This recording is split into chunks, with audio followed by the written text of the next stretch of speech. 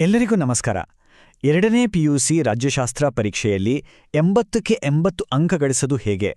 ಬನ್ನಿ, ಇವತ್ತು ಕೆಸಿಬಿ ಬ್ಲೂಪ್ರಿಂಟ್ ಆಧಾರದ ಮೇಲೆ ಪರ್ಫೆಕ್ಟ್ ಸ್ಕೋರ್ ಮಾಡೋಕೆ ಬೇಕಾದ ಒಂದು ಪಕ್ಕಾ ಸ್ಟ್ರಾಟಜಿಯನ್ನ ವಿವರವಾಗಿ ನೋಡೋಣ.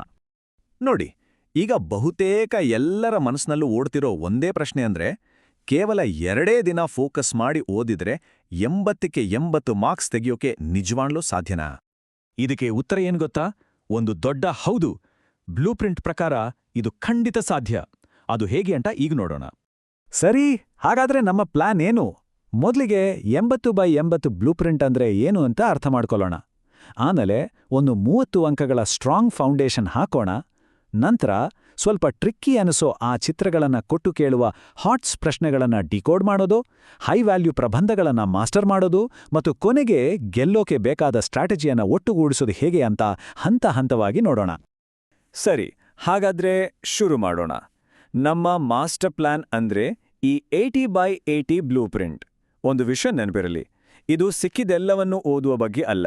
ಬದಲಿಗೆ ಪರ್ಫೆಕ್ಟ್ ಸ್ಕೋರ್ ಮಾಡಕ್ಕೆ ಸರಿಯಾದ ವಿಷಯಗಳನ್ನ ಹೇಗೆ ಸ್ಟ್ರಾಟಜಿಕಲಿ ಓದ್ಬೇಕು ಅನ್ನೋದ್ರ ಬಗ್ಗೆ. ನಮ್ಮ ಮೊದಲ ಟಾರ್ಗೆಟ್ 30 ಅಂಕಗಳ ಒಂದು ಭದ್ರವಾದ ಅಡಿಪಾಯ ಹಾಕೋದು.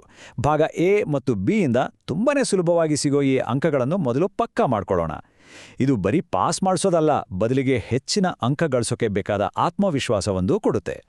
ಒಂದು ಕ್ಷಣ ಯೋಚನೆ ಮಾಡಿ, ಟೋಟಲ್ ಮಾರ್ಕ್ಸಿನ ಸುಮಾರು 40% ಅಂದ್ರೆ 30 ಅಂಕಗಳು ಕೇವಲ ಒಂದು ಪದ, ಮಲ್ಟಿಪಲ್ ಚಾಯ್ಸ್ ಮತ್ತೆ 2 ಅಂಕಗಳ ಉತ್ತರಗಳಿಂದಲೇ ಬರುತ್ತೆ.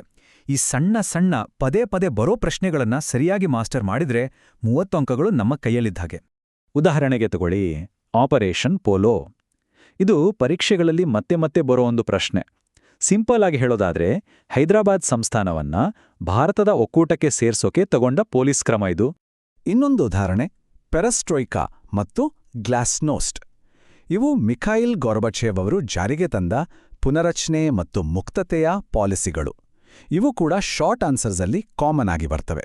ರಾಜಕೀಯ ತಟಸ್ಥತೆ ಅಂದ್ರೇನು ಅಂತ ಕೇಳಿದ್ರೆ ಸಿಂಪಲ್. ಇದರರ್ಥ ಸಿವಿಲ್ ಸರ್ವೆಂಟ್ಸ್ ಅಂದ್ರೆ ನಾಗರಿಕ ಸೇವಕರು ಯಾವುದೇ ಪೊಲಿಟಿಕಲ್ ಪಾರ್ಟಿ ಜೊತೆ ಗುರುತಿಸ್ಕೊಳ್ಳದೆ ಸಂವಿಧಾನದ ಚೌಕಟ್ಟಿನದೇ ಕೆಲಸ ಮಾಡಬೇಕು ಅನ್ನೋದು. ಇದು ನಮ್ಮ ಭಾರತೀಯ ಆಡಳಿತದ ಒಂದು ಮುಖ್ಯ ತತ್ವ. ಸರಿ, ಈಗ ಆ ಚಿತ್ರಗಳನ್ನ ಕೊಟ್ಟು ಕೇಳುವ ಹಾಟ್ಸ್ ಪ್ರಶ್ನೆಗಳ ಕಡೆ ಹೋಗೋಣ. ಇದನ್ನ ನೋಡಿದ ತಕ್ಷಣ ಎಷ್ಟೋ ಜನರಿಗೆ ಟೆನ್ಷನ್ ಆಗುತ್ತೆ. ಆದ್ರೆ ಗಾಬರಿ ಬೇಡ, ಯಾಕಂದ್ರೆ ಈ ಚಿತ್ರಗಳನ್ನ ಸುಲಭವಾಗಿ ಅಂಕಗಳಾಗಿ ಬದಲಾಯಿಸಕ್ಕೆ ಒಂದು ಸಿಂಪಲ್ ಟೆಕ್ನಿಕ್ ಇದೆ. ಈಗ ಈ ಚಿತ್ರವನ್ನ ಗಮನಿಸಿ. ಬೇರೆ ಬೇರೆ ಸೈಜ್ನ ನಾಣ್ಯಗಳ ಮೇಲೆ ನಿಂತಿರೋ ಈ ಚಿತ್ರ ಏನ್ ಹೇಳೋಕ ಪ್ರಯತ್ನ ಮಾಡ್ತಿದೆ? ಉತ್ತರ ನೋಡೋ ಮುಂಚೆ 1 ಸೆಕೆಂಡ್ ಯೋಚನೆ ಮಾಡಿ. ನೋಡಿದ್ರಾ? ಇದು ಆರ್ಥಿಕ ಅಸಮಾನತೆಯನ್ನ ತುಂಬಾನೇ ಸ್ಪಷ್ಟವಾಗಿ ತೋರಿಸ್ತಿದೆ. ಆ ನಾಣ್ಯಗಳ ರಾಶಿಯ ಎತ್ತರದಲ್ಲಿರೋ ವ್ಯತ್ಯಾಸನೇ ಇದಕ್ಕೆ ಸಾಕ್ಷಿ. ಈ ತರಹದ ಚಿತ್ರಗಳು ಸಾಮಾನ್ಯವಾಗಿ ಆರ್ಥಿಕ ಅಸಮಾನತೆ ಬಗ್ಗೆ ಕೇಳೋ ಪ್ರಶ್ನೆಗಳಿಗೆ ಒಂದು ಕ್ಲೂ ಆಗಿರುತ್ತೆ. ಸರಿ, ಇನ್ನೊಂದು ಕಾಮನ್ ಆಗಿ ಬರೋ ಚಿತ್ರ ನೋಡೋಣ.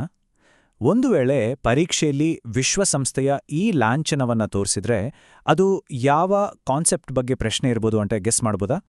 ಎಸ್, ವಿಶ್ವಸಂಸ್ಥೆ ಲಾಂಛನ ಅಂದ ತಕ್ಷಣ ಅದರ ಮುಖ್ಯ ಉದ್ದೇಶ ನೆನಪಾಗಬೇಕು. ಅಂದ್ರೆ ಯುದ್ಧ ತಡೆಯೋದು, ಅಂತಾರಾಷ್ಟ್ರೀಯ ಶಾಂತಿ ಮತ್ತು ಸಹಕಾರವನ್ನ ಕಾಪಾಡೋದು.